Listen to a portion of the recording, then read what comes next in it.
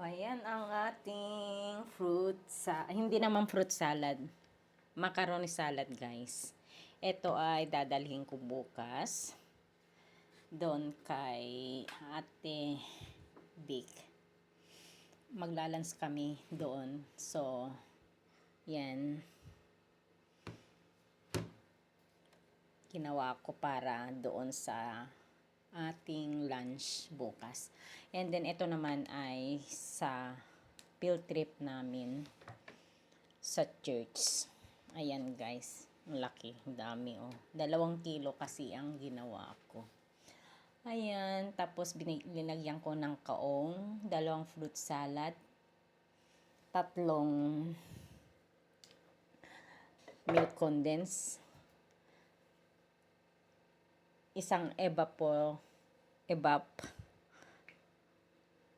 tapos 1 botelyang mayonnaise, 2 half kilong creamy cheese, cheddar, at saka ano pang inilagay ko, at saka kaong.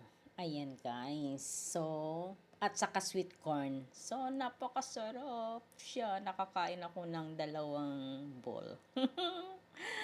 Ayan. Yummy, yummy. Kakain ulit tayo bukas, guys.